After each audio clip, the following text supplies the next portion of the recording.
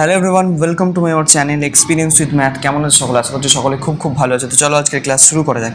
তো আগের ক্লাসে আমরা ক্লাস 5 সুব্রত দত্ত ঘনবস্তু ও সামতলিক চিত্র নিয়ে আলোচনা করছিলাম। তো অনুশীলনী 1-এর আমরা 1-এর দাগ, 2-এর দাগ, 1, 2, 3, 4, 5, 6 এবং 7-এর দাগের অঙ্কগুলোকে সলভ করেছিলাম। তো আজকের ক্লাসে আমরা 8-এর দাগের যে অঙ্কগুলো আছে, মানে ট্রু ফলস যেগুলো দেওয়া আছে, সেই ট্রু ফলসগুলোকে নিয়ে আলোচনা করব। তো দেখো, প্রথম প্রশ্ন কী আছে, যে লুডোর ছক্কা হলো ঘনকের উদাহরণ। এটা ট্রু না ফলস? লুডোর ছক্কা ঘনকের মতনই দেখতে। আমরা দেখেছি যে কি তার প্রত্যেকটা বাহুর দৈর্ঘ্য সমান হয়, অর্থাৎ এটা কী হবে, ঘনকেরও হচ্ছে কি প্রত্যেকটা বাহুর দৈর্ঘ্য সমান হয়, তাহলে এটা ট্রু হবে। তাহলে এটা কী হবে? ট্রু হবে। তো ইটের মাত্রা হলো 2, এটা কিন্তু ট্রু হবে না, এটা ফলস হবে, কারণ ইট হচ্ছে একটি ঘন বস্তু। কিসের মতন দেখতে? আয়ত ঘনকের মতন দেখতে, অর্থাৎ ইটের মাত্রা হচ্ছে 3 হতো। আচ্ছা, পরের প্রশ্ন কি বলছে? 1 হলো 2 হলো। পরের প্রশ্ন বলছে যে ঘনকের দৈর্ঘ্য প্রস্থ উচ্চতা পৃথক মাপের হয়, এটাও ফলস হবে। ঘনকের তো প্রত্যেকটা দৈর্ঘ্য প্রস্থ এবং উচ্চতা তিনটেই সমান হয়, তাহলে এটা আমাদের ফলস হবে। আচ্ছা, পরেরটা কি? ফুটবল হলো গোলকের উদাহরণ, এটা ট্রু। তো ফুটবল গোলকের মতনই দেখতে হয়, আমরা দেখেছি, তো এটা ট্রু হবে। শঙ্কুর কোনো বক্রতল নেই, এটা ফলস হবে। শঙ্কুর বক্রতল আছে একটি। শঙ্কু কেমন দেখতে? শঙ্কুর ছবি যদি দেখো, এই টাইপের শঙ্কু দেখতে, তোমাদেরকে আমি দেখাচ্ছি শঙ্কুর ছবি কেমন দেখতে হয়। তো এই টাইপের শঙ্কু দেখতে নিশ্চয়ই তোমাদেরকে আমি আগের ক্লাসে ছবি এঁকে দেখিয়েছিলাম। তো এই হচ্ছে আমাদের শঙ্কু, নিচের ভূমিটা হচ্ছে কি বৃত্তাকার হচ্ছে, ঠিক আছে। তো এইখানে যে তলটা থাকে, এই তলটা তো বক্রতল, ঠিক আছে। তাহলে এটা কিন্তু আমাদের উত্তরে কী হবে? শঙ্কুর কোনো বক্রতল নেই, মানে এটা ভুল লেখা আছে, বক্রতল আছে শঙ্কু, ঠিক আছে। আচ্ছা, পরের প্রশ্নে আসা যাক। বলছে একটি পিরামিডের ভূমির বাহুর সংখ্যা 3 হতে পারে। অবশ্যই হতে পারে। পিরামিড এর ভূমি বাহুর সংখ্যা 3 হতে পারে, মানে ভূমির যে ভূমিটা থাকে পিরামিড, তোমাদেরকে আমি পিরামিডের ছবিও আগের ক্লাসে দেখিয়েছিলাম, মানে এই টাইপের পিরামিড এঁকেছিলাম, যে ধরো এইরকম ভূমি বিশিষ্ট পিরামিড।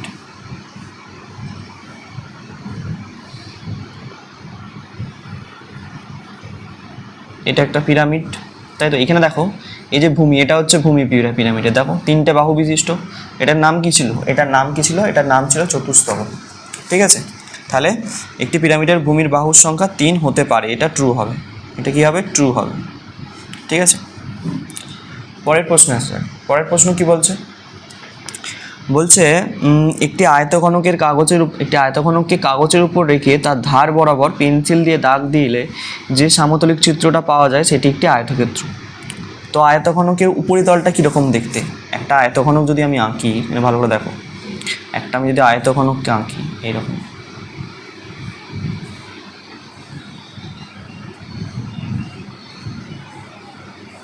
তো এরকম একটা আয়তঘনক যদি আঁকি, উপরিতলটা কেমন দেখতে? আয়তক্ষেত্রের মতন দেখতে না? এই যে তলটা, উপরে যে তলটা আছে, এই তলটা যদি আমি একটা কাগজের উপর রেখে এখান থেকে পাশ দিয়ে পেন্সিল দিয়ে কেটে নিই, তাহলে কী পাবো? একটা আয়তক্ষেত্রই পাবো, তাই তো। তাহলে উত্তরে কী হবে? এটা আয়তক্ষেত্রই হবে। তাহলে এটা হচ্ছে আমাদের ট্রু হবে, তাহলে এটা ট্রু হবে। আচ্ছা, প্রিজমের প্রান্তদ্বয় হচ্ছে অসমান্তরাল, এটা ফলস, সমান্তরাল হবে। সমান্তরাল, প্রিজমের যখন সংজ্ঞা পড়েছিলাম সেখানে দেখিয়েছিলাম যে প্রিজমের প্রান্তদ্বয় সমান্তরাল ছিল, ঠিক আছে। তাহলে বৃত্ত একটি ঘনবস্তুর উদাহরণ, এটাও ফলস হবে।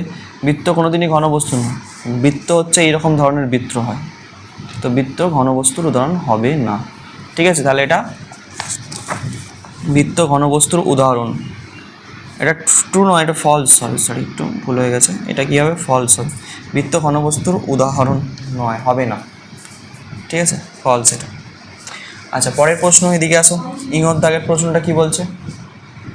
বলছে যদি কোনো চতুস্তলকে 4টি তল সর্বসম সমবাহু ত্রিভুজ হয়, তাহলে সেই চতুস্তলককে সুষম চতুস্তলক বলা যাবে কি? এটা ট্রু হবে না, ফলস হবে। তাহলে এটা কি বলছে? তাহলে এটা ট্রু হবে, এটা তোমাদের হবে ট্রু। হ্যাঁ, সর্বসম এই সুষম চতুস্তলক এটা বলা যাবে, এটা ট্রু হবে, ট্রু, ঠিক আছে, ফলস নয় কিন্তু। আচ্ছা, এবার দেখো একটা তোমাদের 9-এর দাগের কী করতে দিয়েছে, বলছে ক স্তম্ভের কয়েকটি ঘনবস্তু ও খ স্তম্ভে কয়েকটি সামতলিক চিত্রের নাম দেওয়া আছে।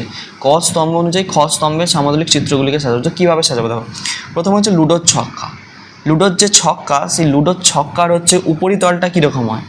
বর্গাকার হয়, তাহলে এটা হবে কি? বর্গাকার, এটা হবে বর্গাকার, লুডোর ছক্কা। জলের ড্রাম তোমরা দেখেছো, জলের ড্রাম যদি আমি আঁকি, এইটা হচ্ছে ধরো একটা জলের ড্রাম আছে, ভালো করে বুঝবে। এটা যদি একটা জলের ড্রাম হয়, ঠিক আছে, এটা জলের ড্রামের যে উপরিতলটা কিসের মতন, একটা বৃত্তের মতন নয়, তাই তো? তাহলে এটা কি হবে বলো তো?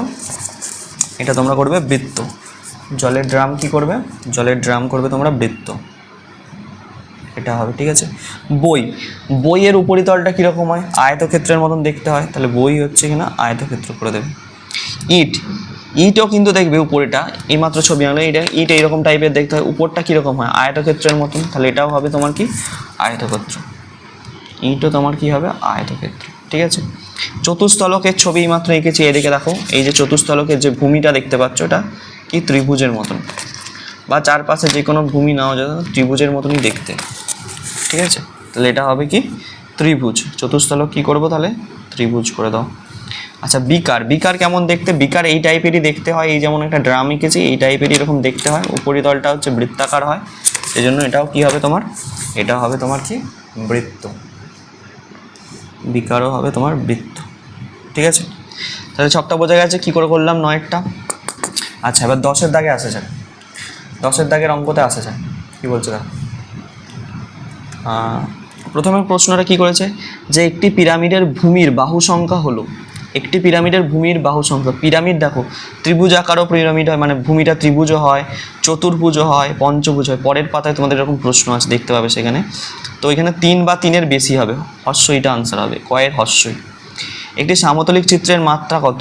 সামতলিক চিত্রের মাত্রা হয় 2, সর্বদা মনে রাখবে, ঠিক আছে। একটি ঘনবস্তুর মাত্রা 3 হয়, এটা আমরা আগেই প্রথমেই জেনেছি, ঠিক আছে। ঘনবস্তুর মাত্রা কী হয়? 3 হয়। পরের প্রশ্ন, তোমাদের শ্রেণীকক্ষটি, আমাদের শ্রেণীকক্ষ কেমন দেখতে হয়? আয়ত ঘনকের মতন দেখতে হয়, ঠিক আছে। একটি ঘনকের উদাহরণ দাও। একটি ঘনকের উদাহরণ হচ্ছে এখানে লুডোর ছক্কা হবে, ঠিক আছে। চয়েরটা কি বলছে দেখা যাক। চয়েরটা বলছে একটি শঙ্কুকে কাগজের উপর রেখে তার ধার বরাবর পেন্সিল দিয়ে কেটে দাগ দিলে যেটা পাওয়া যায় সেটা হচ্ছে কীরকম? বৃত্তাকার হবে। দেখো এটা শঙ্কু, তোমাদের দেখতে পাচ্ছ শঙ্কুর ছবি এঁকেছি। তো এই শঙ্কুটাকে যদি কাগজের উপর রেখে এই সাইডটা কাটি, নিচ বরাবর দাগ দিয়ে কেটে নিই, তাহলে একটা বৃত্ত পাচ্ছি আমরা। তাহলে আনসার কী হবে? এটা বৃত্ত হবে, ওকে। আচ্ছা, পরের প্রশ্ন কি বলেছে, যদি কোনো প্রিজমের ভূমির বাহুর সংখ্যা 3 হয় তাহলে সেটাকে কি বলি? প্রিজম, ত্রিভুজ প্রিজম বলি সেটাকে আমরা, লম্ব প্রিজম নয়, ত্রিভুজ প্রিজম বলি, ঠিক আছে। প্রিজম বলেছি, অনেকে চতুস্থলক করে দেয়, চতুস্থলক যদি পিরামিড বলতো তাহলে চতুস্থলক করতাম, কিন্তু প্রিজম বলেছে তাহলে ত্রিভুজ প্রিজম করে দেবো এটাকে, ঠিক আছে। চলো পরের পাতায় যাওয়া যাক। আচ্ছা, পরের আনসারগুলো করা যাক। বলছে যদি কোনো পিরামিডের ভূমির বাহুর সংখ্যা 3 হয় তাহলে সেটাকে আমরা কি বলবো? চতুস্থলক বলবো, যেটাকে চতুস্থলক। এই যে ছবিটা, এটা একটা চতুস্থলক, এটা পিরামিড একটা, ভূমিটা ত্রিভুজ আকার, অর্থাৎ এটাকে আমরা কি বলবো? একটা চতুস্থলক, ওকে। চোঙের ভূমি কীরকম হয়? চোঙের ভূমি বৃত্তাকার হয়, এইমাত্র দেখলাম এটা একটা চোঙ, দেখো ভূমিটা কীরকম, এই যেগুলো বৃত্তাকার, ঠিক আছে। আচ্ছা, লুডোর ছক্কার যে কোনো তল কীরকম হয়? বর্গক্ষেত্র হয়। লুডোর ছক্কা জানো তো, এইরকম ধরনের লুডোর ছক্কা। আচ্ছা, একদম ভালো করে আঁকতে দাও।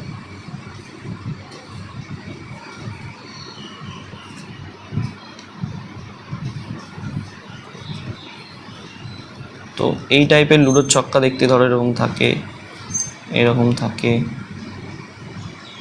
এরকম, এইরকম, তো এরকম ধরনের দেখতে হয়। তাহলে দেখো প্রত্যেকটা এগুলো হচ্ছে বর্গক্ষেত্রাকার, ঠিক আছে। এগুলো হচ্ছে কি বর্গক্ষেত্রাকার, ওকে, বোঝা গেছে। আচ্ছা, এবার এখানে 11 দাগের অঙ্কগুলো একটু করা যাক। ছবি আঁকতে দিয়েছে, ছবিগুলো আমি আঁকছি, তোমরা ভালো করে বোঝার চেষ্টা করো যে কীভাবে আঁকছি, ছবিগুলো দেখলেই বুঝতে পারবে। তো প্রথম প্রশ্ন কি দিয়েছে আমাকে দেখাচ্ছে, দেখো প্রথম প্রশ্ন দেওয়া আছে যে যখন প্রিজমের প্রান্ততল ত্রিভুজ আকৃতি তখন প্রিজম কীরকম দেখতে হবে। আমি হচ্ছে কি প্রান্ততলগুলো প্রিজমের কি হবে? ত্রিভুজ আকৃতি, তখন আমরা প্রিজমটা কেমন দেখতে পাবো সেরকম ছবিটা আঁকছি। দেখো একটা হচ্ছে কি, এটা 11 দাগের ক, 11 দাগের হচ্ছে কয়ের প্রশ্নটা করছি। ছবিটা ভালো করে লক্ষ্য করবে কীরকম দেখতে হয়।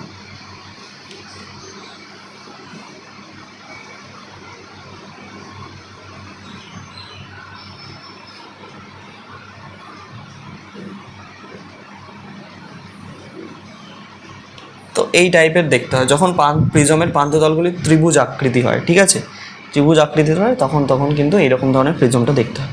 আচ্ছা, এবার পরের প্রশ্ন ক্ষয়ের জিজ্ঞেস করেছে ক্ষয় বলেছে কি, ক্ষয়ের প্রশ্নটা একবার দেখো তুমি।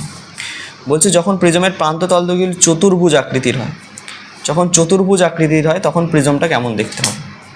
চতুর্ভুজ আকৃতির হলে প্রিজম কেমন দেখতে হবে, চলো দেখা যাক চতুর্ভুজ আকৃতি। চতুর্ভুজের মতন আমি একটা চতুর্ভুজ এঁকে নিচ্ছি।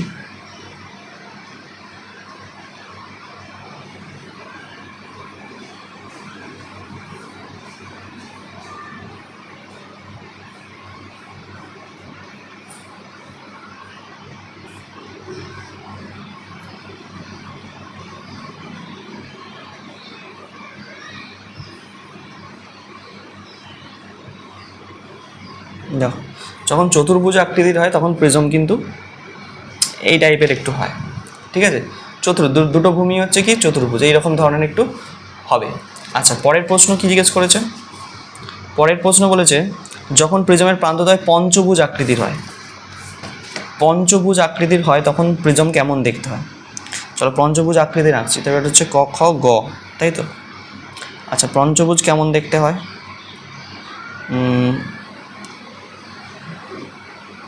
এরকম ধরনের পঞ্চভুজ দেখতে হয়।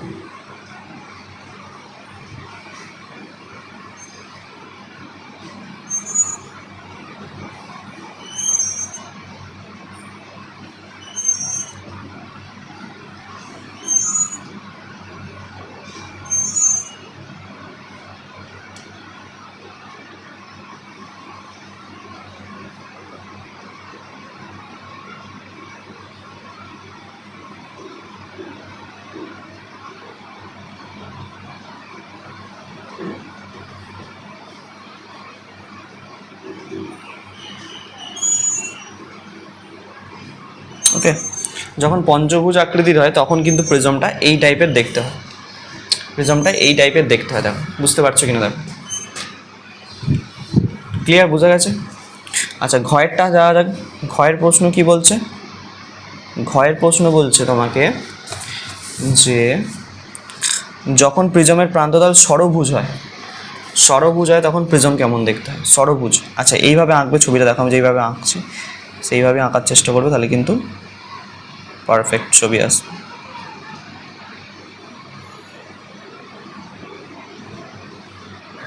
যাই হোক, এটা একটা ষড়ভুজ, 1 2 3 4 5 6টা আছে। ঠিক সেম একইভাবে এইখানেও একটা ষড়ভুজ আঁকবে, যেমনভাবে ওটা আঁকলে, ঠিক আছে। একইভাবে আঁকার চেষ্টা করবে, তাহলে জিনিসটা ভালো হবে।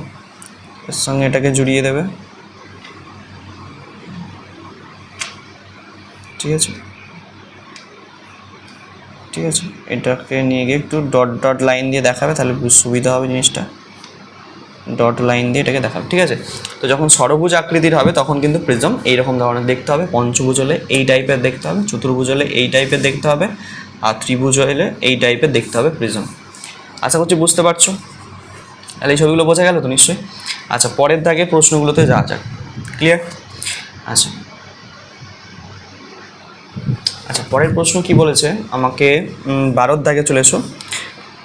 যখন পিরামিডের ভূমি ত্রিভুজ আকৃতির হয়, যখন পিরামিডের ভূমি ত্রিভুজ আকৃতির হয় তখন কেমন দেখতে হবে পিরামিড। ত্রিভুজের ভূমি, এই পিরামিডের ভূমি ত্রিভুজ, চতুস্থলকের ছবি হবে পুরো। চতুস্থলক কেমন দেখতে হয়, চতুস্থলকের ছবি মাত্র আঁকলাম, তোমাদেরকে দেখাচ্ছি, তাহলে বুঝতে পারবে। 1 মিনিট।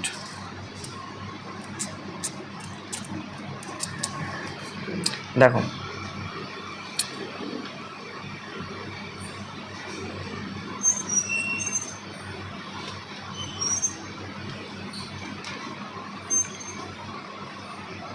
এটা হচ্ছে চতুস্থলক, মানে ভূমিটা দেখো ত্রিভুজ আকৃতির আছে, দেখতে পাচ্ছ তো। এটা একটা পিরামিড, ঠিক আছে।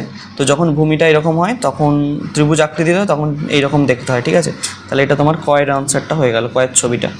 ক্ষয়েরটা বলছে যখন পিরামিডের ভূমি চতুর্ভুজ আকৃতির হয়, চতুর্ভুজ আকৃতি যখন হয় তখন কেমন দেখতে হয়। ভালো করে দেখবে ছবিটা কেমন হচ্ছে। আমি একটা চতুর্ভুজ আকৃতি এঁকেছি, তো এখানে পিরামিডটাকে অঙ্কন করব।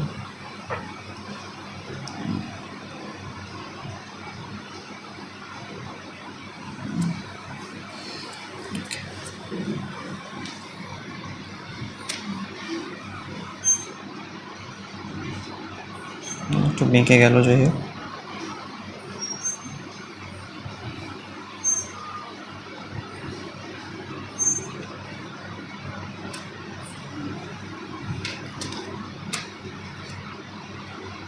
এই টাইপের হবে, ঠিক আছে।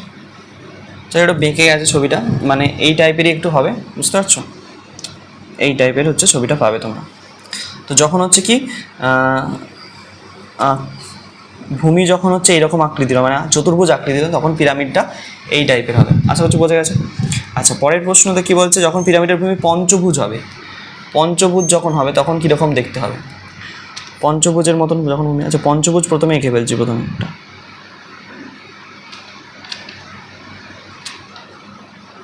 এটা আমাদের পঞ্চভুজ।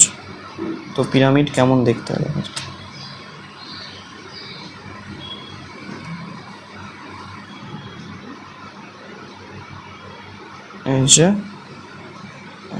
এই টাইপের হবে পিরামিডটাকে দেখতে। ওকে, যখন পঞ্চভুজ হবে তখন পিরামিড এই টাইপের দেখতে হবে। আর ষড়ভুজ হলে তোমরা কী করে আঁকবে? আগে প্রথমে ষড়ভুজ আঁকতে হবে তোমাদেরকে।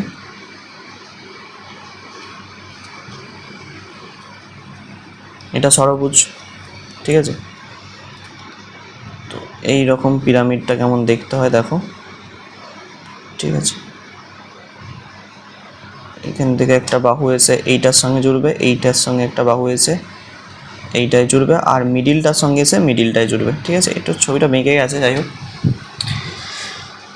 ওকে, তো এই ছবিটা ঠিকঠাক হলো না, আমি ছবিটা আরেকবার পরিষ্কার করে আনছি, তাহলে বুঝতে পারে ভালো। ওকে, দেখার চেষ্টা করো।